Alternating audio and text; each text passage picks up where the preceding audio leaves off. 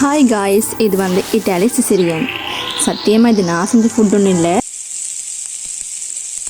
வீட்டில் இருக்கிற பொருட்களை வச்சு நாங்கள் செஞ்சிட்டோம். இதுக்கு தேவையான பொருட்கள் நாங்கள் பார்ப்போம்.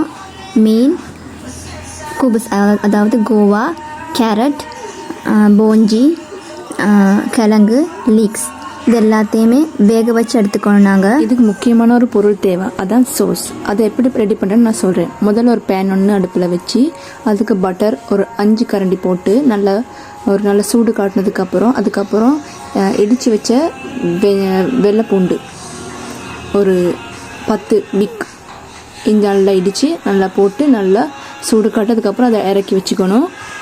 தக்காளி ஒரு காய், அவிச்ச முட்டை, ஒரு தேசியக்காய் வெட்டிக்கணும். இந்த டிஷ்ஷை வந்து கிரில் பேனில் தான் வைப்பாங்க, பட் எங்கள் வீட்டில் அதெல்லாம் இல்லை. அதனால நாங்கள் வந்து தோசை சுடு இதிலே வச்சுட்டோம். அப்போ அதுக்கு வந்து நம்ம வந்து முதல்ல தோசைக்கல்ல வந்து நல்லா அடுப்பில் வச்சு நல்லா சூடு காட்டணும். நல்லா ஒரு ரெட் கலர் வரும்போது நல்லா சூடு காட்டிக்கணும். அதுக்கப்புறம் அதை இறக்கி அதுக்கு மேலே நம்ம அவிச்சது எல்லாம் நம்ம டெக்கரேஷன் பண்ணது எல்லாத்தையுமே அதை மேலே கொட்டணும். கொட்டினதுக்கப்புறம் நம்ம வந்து செஞ்ச சோஸ் மேலே அப்படியே போடணும்.